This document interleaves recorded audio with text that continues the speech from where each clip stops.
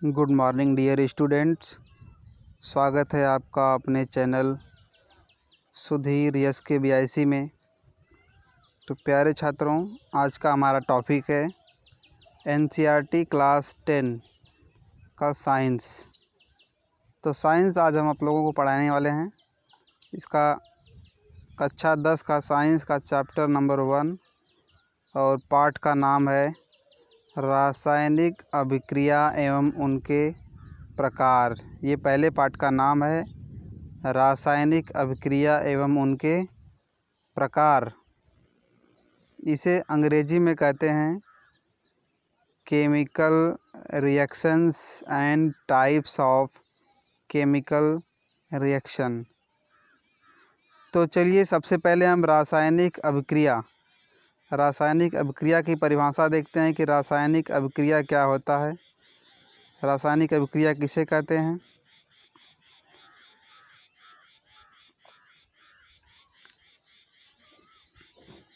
जब दो या दो से अधिक पदार्थ मिलकर एक या एक से अधिक नए गुणधर्म वाले पदार्थों का निर्माण करते हैं तो उसे रासायनिक अभिक्रिया कहते हैं। बहुत ही आसान सी परिभाषा इसकी है कि जब दो या दो से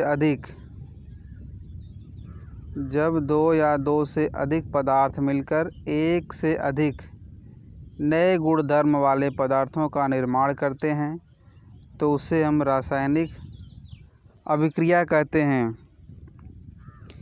अर्थात कहने का तात्पर्य है कि जब दो पदार्थ को हम एक साथ मिलाते हैं तो जो तीसरा हमारा पदार्थ बनता है उसके गुणधर्म अलग अलग होते हैं। जैसे आगे अभी उदाहरण में आपको समझाया जाएगा। हाइड्रोजन और ऑक्सीजन, ये दो अलग अलग पदार्थ मिलकर के जल अर्थात पानी का निर्माण करते हैं। अब हाइड्रोजन यह भी गैस है और हाइड्रोजन और ऑक्सीजन ये दोनों गैसें हैं। दोनों को मिलाते हैं तो जल हमारा बनता है। जबकि हाइड्रोजन और ऑक्सीजन ये दोनों ज्वलनशील गैसें हैं। जबकि जल का गुणधर्म क्या होता है?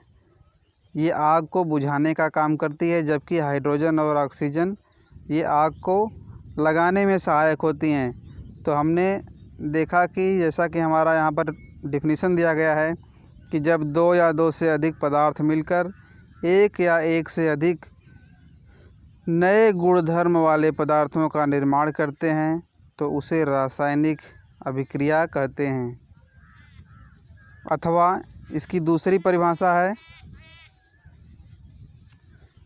वह प्रक्रिया जिसमें दो या दो से अधिक उत्पाद मिलकर एक या एक से अधिक गुणधर्म वाले नए पदार्थ का निर्माण करते हैं तो उसे रासायनिक अभिक्रिया कहते हैं।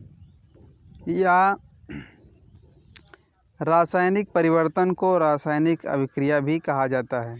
ठीक, तो इन तीन परिभाषाओं में से जो भी आपको आसान लगे, जो भी समझ में आए उसे आप बता सकते हैं। ये तीनों रासायनिक अभिक्रिया की परिभाषा है। अब हम जो हमारा नेक्स्ट पॉइंट है दैनिक जीवन में होने वाली रासायनिक अभिक्रियाओं के अन्य उदाहरण। अब हम आपको बताने वाले हैं कि जो दैनिक जीवन में हमारे रासायनिक अभिक्रियाएं होती हैं उनके कुछ उदाहरण। पहला है वायु के संपर्क में आने से जंग का लगना। नंबर 2 है भोजन का पकना, रासायनिक अभिक्रियाओं के अंतर्गत है। और अगला है अंगूर से रस का किण्वन। नेक्स्ट है हमारे शरीर में भोजन का पचना। नेक्स्ट जो हम श्वसन करते हैं, जो हम सांस लेते हैं, वह भी रासायनिक क्रियाओं के अंतर्गत सम्मिलित है। और अगला है दही का बनना। तो हमने देखा कि वायु के संपर्क में आने से जंग का लगना, भोजन का पकना, अंगूर से रस का किण्वन, हमारे शरीर में भोजन का पचना, जो हम जो श्वसन करते हैं, और दही का बनना। ये कुछ महत्वपूर्ण उदाहरण हैं जो हमारे दैनिक जीवन में आते हैं। अब नेक्स्ट हमारा पॉइंट है रासायनिक अभिक्रिया की पहचान। कैसे हम पहचान कर पाएंगे कि रासायनिक अभिक्रिया हुई है या नहीं हुई है। तो आइए हम इसके कुछ पहचान देख लेते हैं। जब कोई अभिक्रिया संपन्न होता है तो उसे निम्न चिन्हों से पहचाना जाता है। जो निम्नलिखित चिन्ह दिए गए हैं, परिवर्तन दिए गए हैं, जिसकी सहायता से हम पहचान कर पाते हैं कि रासायनिक अभिक्रिया हुई है या रासायनिक अभिक्रिया नहीं हुई है। तो इनमें पहला परिवर्तन है पदार्थ की अवस्था में परिवर्तन। दूसरा है रंग में परिवर्तन। जब रासायनिक अभिक्रियाएं होती हैं तो पदार्थ की अवस्था भी परिवर्तित होती है, उनके रंग में भी परिवर्तन होता है, गैस का निष्कासन या उत्सर्जन का होना, ताप में परिवर्तन। ये कुछ पहचान करके हम जान पाएंगे कि रासायनिक अभिक्रिया हुई है। नेक्स्ट हमारा पॉइंट है रासायनिक अभिक्रिया को लिखने का नियम। किस तरह से हम रासायनिक अभिक्रियाओं को लिखते हैं, आइए एक उदाहरण के माध्यम से हम आपको समझाते हैं। मैग्नीशियम धन ऑक्सीजन को मिलाते हैं तो मैग्नीशियम ऑक्साइड बनता है। अब ये जो तीर का निशान आप देख रहे हैं, इसकी पूंछ जिधर होगी वो अभिकारक होते हैं। क्या होते हैं? अभिकारक। और इस तीर की जो मूंछ होती है वह उत्पाद होता है। कहने का तात्पर्य देखिए, बाईं ओर के अभिकारक होते हैं और दाईं ओर के, यहाँ पर गलती से और हो गया है, यहाँ पर और रहेगा। ठीक है बच्चों? तो दाईं ओर के जो होते हैं, ये तीर के निशान के दाईं ओर का भाग उत्पाद कहलाता है और बाईं ओर का जो होता है उसे हम अभिकारक कहते हैं। तो यह रासायनिक अभिक्रिया को लिखने का नियम है। अगला हमारा जो पॉइंट है रासायनिक समीकरण के भाग। रासायनिक समीकरण के कितने भाग होते हैं उन्हें हम जानेंगे। तो रासायनिक समीकरण के दो प्रमुख भाग होते हैं। नंबर 1 अभिकारक, नंबर 2 उत्पाद। ये दो प्रमुख भाग होते हैं रासायनिक समीकरण के। अब इनमें हम पहला देखते हैं अभिकारक। अभिकारक क्या होते हैं? वह पदार्थ जो किसी अभिक्रिया में भाग लेता है अभिकारक कहलाते हैं। जो भी पदार्थ रासायनिक अभिक्रिया में भाग लेते हैं उन्हें हम अभिकारक कहते हैं। जैसे मैग्नीशियम ऑक्सीजन। मैग्नीशियम एवं ऑक्सीजन अभिक्रिया में भाग लिए हैं, इसलिए ये दोनों क्या हो गए?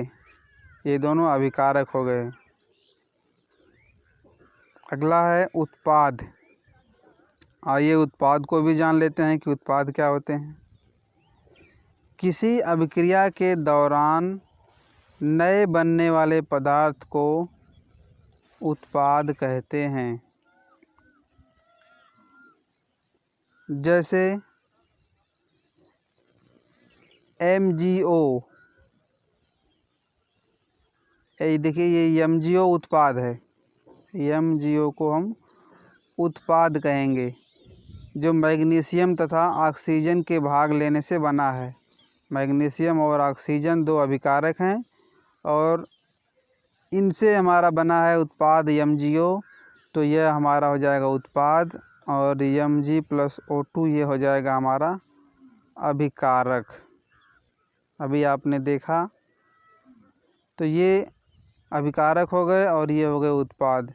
तो आशा आप अभिकारक और उत्पाद इन दोनों को समझ गए होंगे। तो आज के वीडियो में हमने देखा रासायनिक अभिक्रिया की परिभाषा क्या होती है, दैनिक जीवन में होने वाले रासायनिक अभिक्रियाओं के उदाहरण को देखा हमने, रासायनिक अभिक्रियाओं की पहचान देखा हमने, कैसे पहचान कर पाएंगे कि रासायनिक अभिक्रिया हुई है या नहीं हुई है, रासायनिक अभिक्रिया को लिखने का नियम जाना, रासायनिक समीकरण के कितने भाग होते हैं, इन बिंदुओं को हमने जान लिया। तो आज के वीडियो में इतना ही, शेष हम नेक्स्ट वीडियो में आपको बताएंगे। थैंक यू बच्चों।